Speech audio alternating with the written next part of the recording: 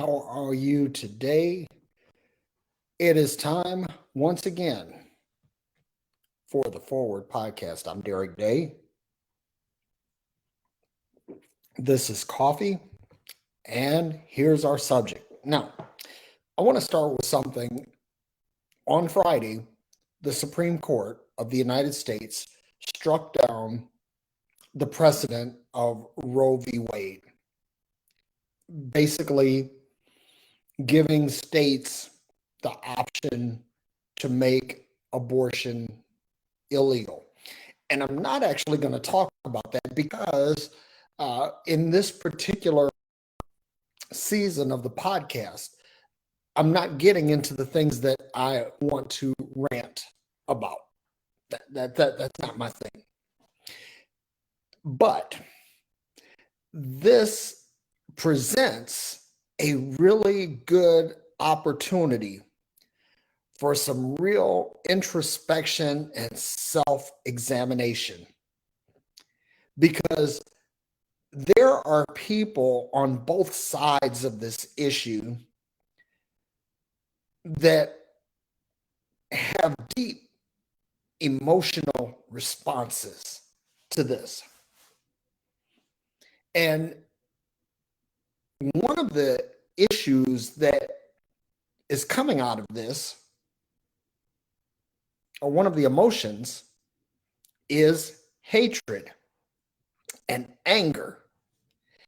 And I used to be this guy when I was in ministry. I really talked about how important love is, why love is the glue that holds everything together. And I used to really believe that. I don't anymore. I don't believe that love is the cure for everything. And the reason I've come to that conclusion is because there are people who they resist love. Now, when I talk about love, I'm talking about empathy and compassion. I'm talking about love at its most elemental. And they're just people that don't respond to that. That empathy and compassion, for whatever reason, whether it's been taught, whether it's been indoctrinated, whether it's been inherently passed on, for whatever reason, the love thing simply doesn't resonate. It doesn't. And what I found is that love, the thing that ostensibly should give us inner peace, can actually contribute to our inner torment. And that's what I want to talk about today, because we are emotional beings. That is, we have a full range of emotions. We have joy and happiness. We have grief, we have elation, we have all the whole spectrum of emotions, and we have love, and we have hate. And this is what I've come to. And again, this is my opinion. Your mileage may vary. But what I've learned is that just like if you choose not to cry, crying is an emotional outlet, is a physical manifestation of an emotional state. And when you cry, there are endorphins and other hormones that are released in your body that help you to cope with whatever it is that is causing you the angst that causes you to cry. So the point that I'm getting at here, folks, is that if you don't have sorrow, or if you're unable to express sorrow, you're emotionally handicapped. You're emotionally hobbled.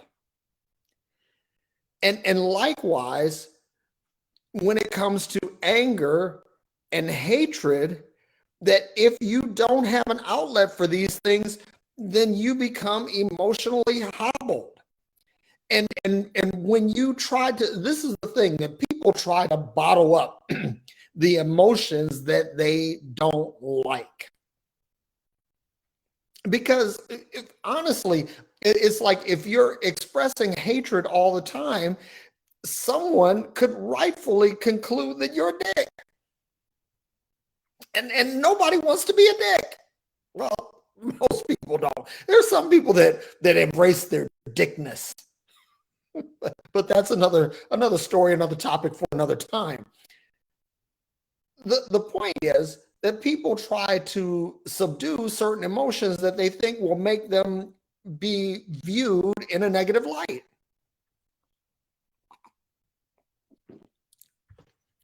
But the reality is that if you don't have an outlet for these emotions, you become emotionally constipated. And just like how physical constipation will lead to health problems over a prolonged period, emotional constipation, spiritual constipation, intellectual constipation, creative constipation will lead to some serious mental issues. And that's what I want to get at today, because there, and I really hate that I have to pull something out of the Bible, because I'm really so anti-Bible these days. But there is something in there that says, "Be angry and sin not." In other words, you can be angry and not cross over into doing something that's harmful to humanity. If you're angry and it causes you to pick up an assault rifle and kill a bunch of school children, that is not a healthy outlet for your anger. Or if you are you have hatred toward people and it causes you to drive over people at a protest because they're supporting something that you hate, those are not good outlets for hatred or anger. What is good? I know the writer and activist James Baldwin. James Baldwin had a lot of anger. I mean, you could even say this cat had anger issues, but what he did is he channeled his anger into his writing, into his speeches, into creative things that caused people to see his anger, but the anger was not harmful. There was no lasting harm done by the manifestation of his anger. Likewise, there have been people who have had hatred. And for people or institutions or whatever. And I think of the late great Marcus Garvey. Marcus Garvey had a lot of hatred for how Black people have been treated in the West. And so his hatred for those institutions that oppressed and disenfranchised Black people, he turned that into something where he was trying to repatriate Black people to Africa. In other words, he found a positive outlet for his anger, for his hatred.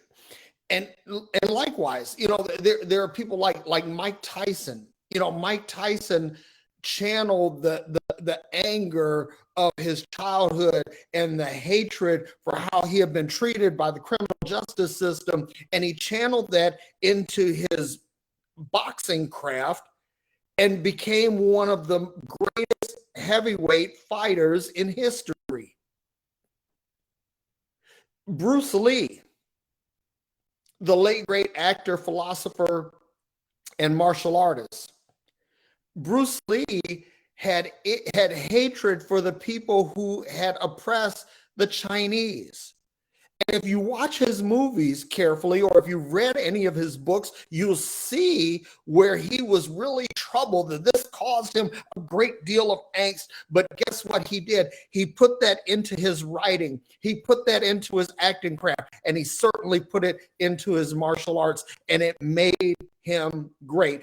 In other words, these individuals all found an outlet for their anger or their hatred or both in ways that became creative and helpful to humanity. Because again, what happens is, if you don't have an outlet for hatred, if you don't have an outlet for anger, then what happens is these things remain bottled up within your personal space, and they begin to eat you alive.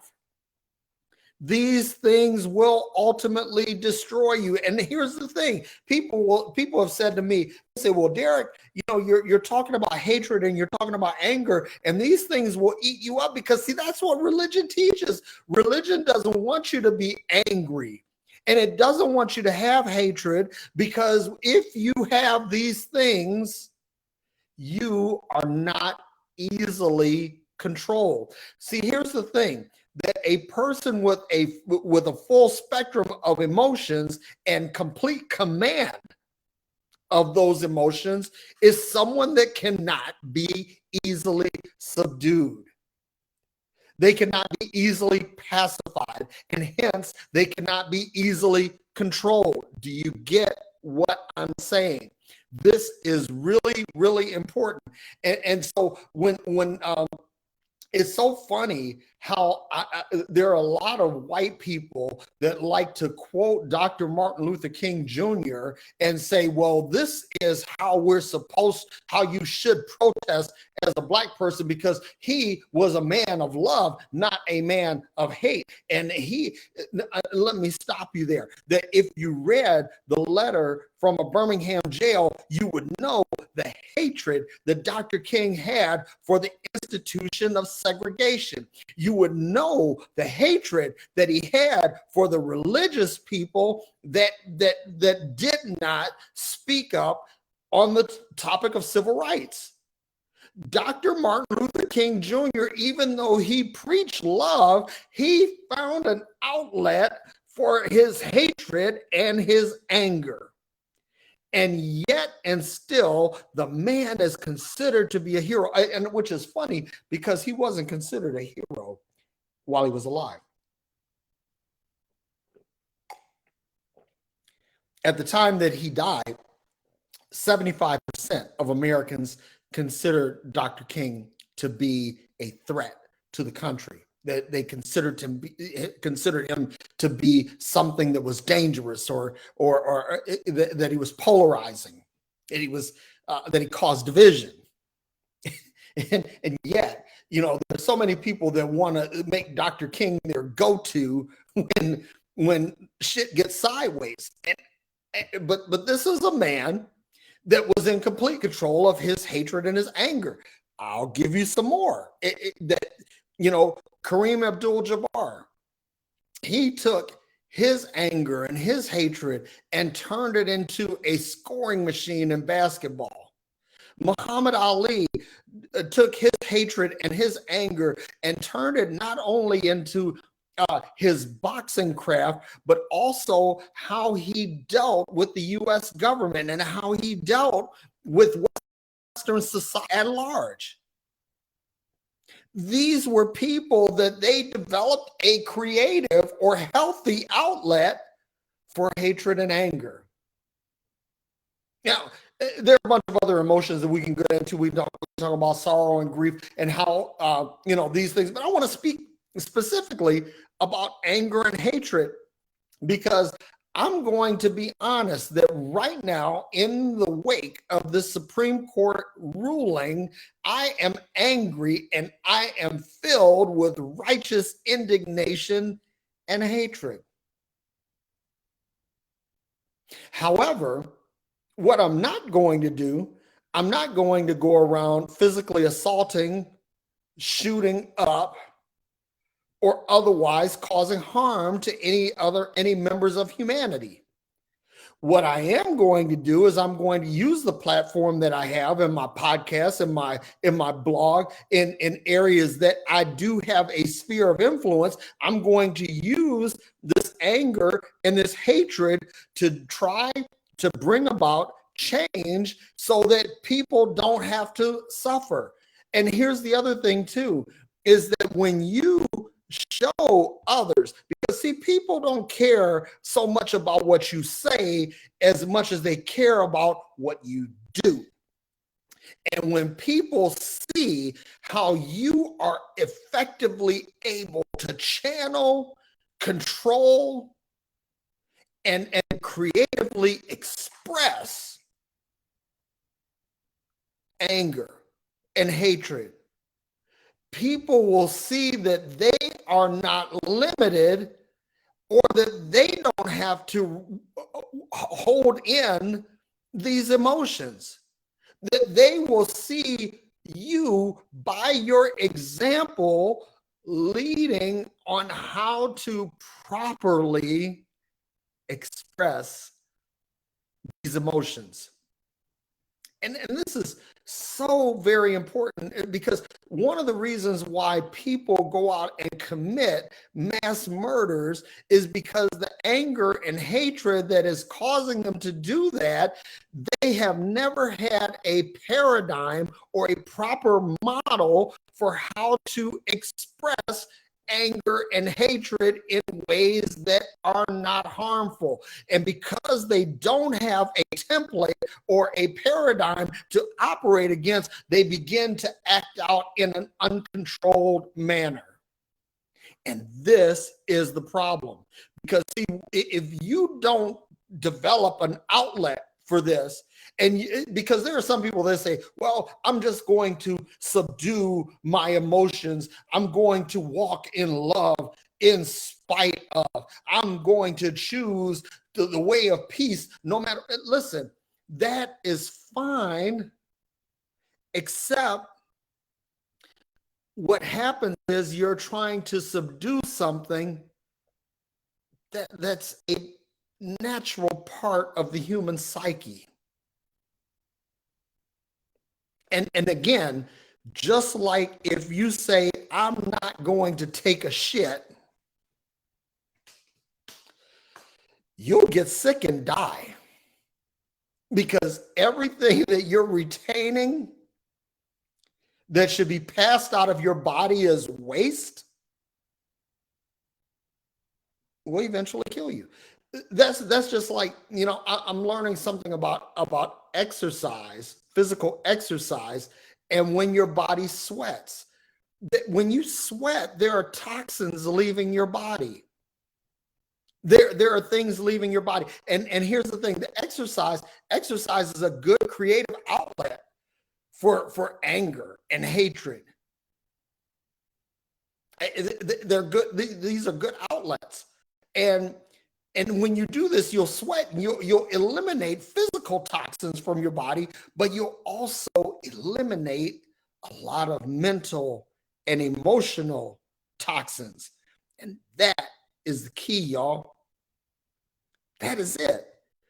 You know, if you have to write, do live videos, TikTok, Instagram, Facebook, Snapchat, if that's what it takes, if it takes sitting down and putting pen to paper or keystrokes to electrons to express yourself, then go do that. If it takes running a marathon to do it, do it. If it takes building something or creating something or giving, you know, because a lot of times they say that necessity is the mother of invention. And Thomas Edison said that that perspiration is perspiration leads to inspiration. If, in other words, if you take how you feel and channel it properly, you could actually be someone who is a true value add to humanity.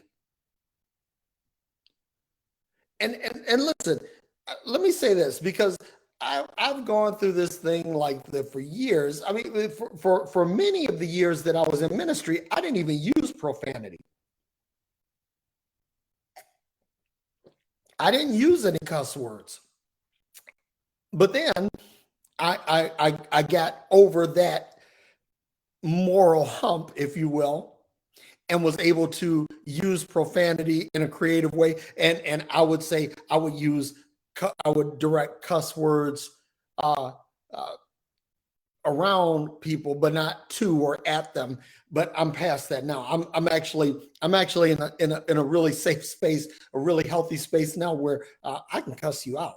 I can smooth cuss a motherfucker out. And that, to me, is far greater than resorting to physical violence, you know. And I've been in that space in my life too. So that's the thing that I want to leave you with. And I really want to know what your thoughts are. I'm going to, of course, as I always do, I'm going to put the link to the show in the chat.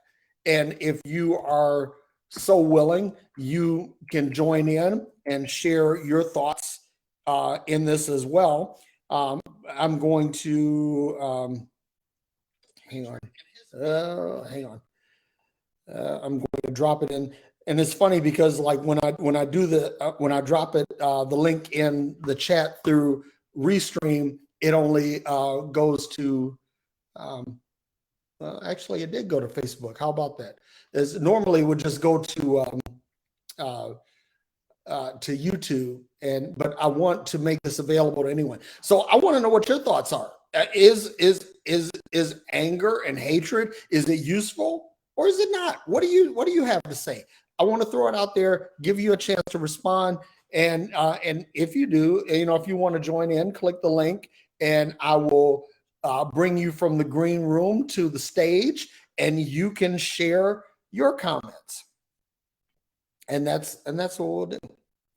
But I'm like I said, I'm at the point now where I figured out I can channel these things in a very helpful and healthful way that don't cause harm to anyone else. And it also allows me to have an outlet for these things, so I don't keep emotions bottled up inside. But what do you think? I want to hear from you. And if you don't decide to actually jump into the podcast here, then send me an inbox or add it in the comments here. I want to know what you think. I really want to know what you think, because you need this. Everybody does, because what I'm trying to do is I'm trying to give you an emotional laxative.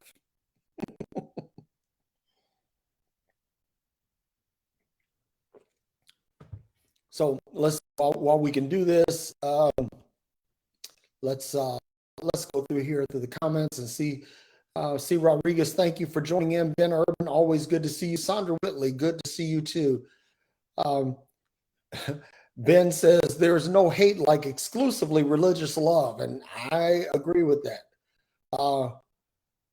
Mola Bodigello, thank you for joining. Sandra also says society doesn't want you to be angry either, especially if you're a woman. That right there, that's almost an entire topic on its own. Tender Anna Hart says, good morning. Ben Urban, replying to Sandra Whitley, says, right, the most condescending, gaslighting phrase is settle down. Oh my goodness, if that ain't the truth. And Ben says, yes, actions speak louder than words. If Jesus of Nazareth did exist and his actions were recorded, then some folks with a manipulative agenda put discourses in his mouth that were contradictory of those deeds so as to disorient the masses who flock their way. Ben, dude, that's dope. And then also Ben says, I can't imagine a time that Saint Swear Words was Mr. Squeaky Clean Tongue. I was that guy. But yes, I am Saint Swear Words now. I am also the F man because I have no filter on using the word fuck. Okay. So Sandra says, I think anger helps keep us from being so passive and herded like sheep. And that's absolutely true. Jessica Lucas says, thank you. More people need to hear this. And Sandra Wren says, settle down and calm down. So yeah, those, all of those things. But listen, it looks like nobody else wants to join in, and I can dig it. You know, it's like when you actually actively participate in a forum like this, you become a lightning rod. And I get it. Some people don't want to be that lightning rod. They don't want to attract that attention or the vitriol of the people who are opposed to this, which there are many. But me, on the other hand, I don't give a fuck. I'm going to say what I have to say and do as I please. Because I'm going to do it without harming anyone. And Ben Urban is in the green room. I'm going to bring him on right now. Ben, what up, man? To do it without harming anyone. And Ben Urban is in the green room. I'm going to bring him on right now. Ben, what up, man? Hey, Derrick. I'm so glad you came on today, man. I wasn't sure if you were going to. Yeah, for some reason, we got an echo. I don't know. Oh, I'm sorry. I forgot to close the. Hey, Derrick. I'm so glad. Aha, there we go. Okay, there we go. Yeah, I'm so glad you came on today. I wasn't sure if you're going to be able to. Well, you know what? There was a part of me that didn't really want to, but because I didn't want to, I felt like I really needed to. So that's why I'm here.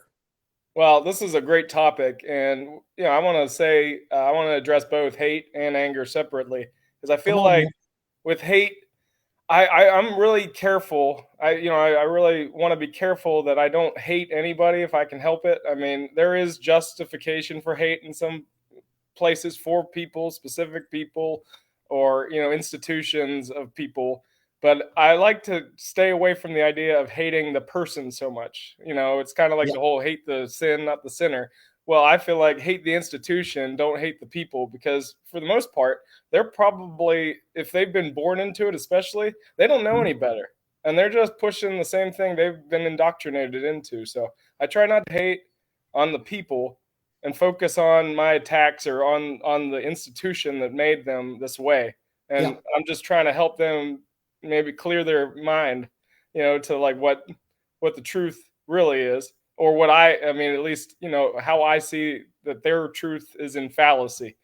When it comes to anger, there's definitely room for anger. I mean, especially where we are in the world. Just it seems like every day there's something to be pissed off about. So I definitely feel like there's place for it. And I feel like when people are saying, don't be angry, don't do this, that's like a cherry picking thing, cherry picking agenda for anger, because those same people are going to go and be mad about something else. So it's okay for them to be mad, but we can't be mad about what we're mad about. Yeah. And I think that's kind of ridiculous. So it's definitely a hypocritical thing for anybody to say, you can't be angry. You shouldn't be angry. Well, and this is the thing, like that what hatred has done for me is I used to be in this mindset that I'm going to stay connected with people, even though they're they have thoughts or beliefs that are harmful to me.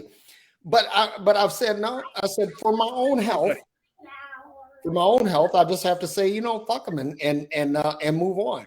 I don't need to have anything to do with anybody who aims to harm me in any way. I don't owe them anything. and the Bible verse is, owe no man nothing but to love one another. And I'm like, nah, I don't even need to do that. I mean, it's like basically, I'm at the point now. Hey, what's up, Beth? Hey, I just want to say hi. Okay, appreciate you sticking your head in there. That was great. Yeah, she just got back with Luca from dropping off Asa with his grandparents. So okay, right on. Hi. And here's Luca. Hey, Luca, how you doing, buddy? Good. I'm free. You're 3. He's You're free too, so that's good. Yeah, I'm 20 times that. It's a lot. My voice is here. What's that? I like my voice. He's talking about his stuffed animals. Yeah, I've got. I'm in my office and I have all kinds of toys. What are you drinking? He asked you what you're drinking. Oh, what am I drinking? Coffee. Because it's too early for booze. Right.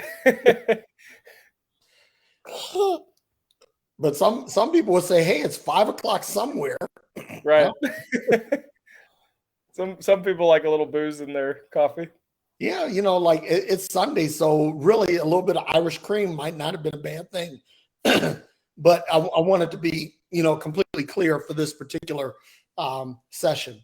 But yeah, Ben, I appreciate what you say, and again, I think that you're one of those people that understands how to properly channel anger, and people are seeing that, and it resonates with them. Some of the posts that you make, they resonate broadly with a lot of people because in it is a very how can I say it, a very soothing and helpful way of channeling some of that anger. So I appreciate you. Well, thank you. I appreciate you. And to answer that, I definitely feel like for me, I really try to be objective and be fair and not generalize anybody or do anything like that.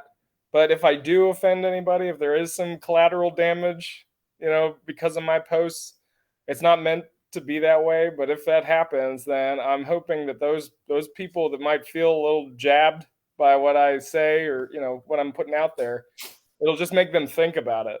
And if they feel like they're jabbed, maybe they need to reevaluate their own views. I'm not saying they need to believe like me or behave like me or associate with people like me. I mean, I just think, it's important to dialogue. It's important to put your thoughts out there. And, some people don't like that. Some people think who are you to put your views out there and, carry on? Why should everybody listen to you? And I'm not saying, hey, I'm not trying to indoctrinate people. I'm not trying to get them in my club. I'm not trying to start a religion or a political manifesto or any kind of thing. I'm not trying to get something going like that. I'm not. I'm just expressing myself because I have the freedom to do that. As long, right now, at least in our country, we have the freedom of speech. So I'm going to use it. Absolutely. Freedom of press or, so I'm going to use it. And you make good use of it. Ben, I really appreciate you. But I'm going to go ahead and shut down. I'm going to go and grab me some lunch and enjoy the rest of my Sunday. Me too. Yeah. But yeah, thanks for having me on. Anytime. Man. All right, buddy. Have a great weekend. Ben Urban, everybody. We're really glad to have him on. So that's pretty much it. Nobody else joined in. But hey, every Sunday when I do this, I'm going to put the link out there and you can click the link and you can join in and you can have your say because I really want to hear what you have to say.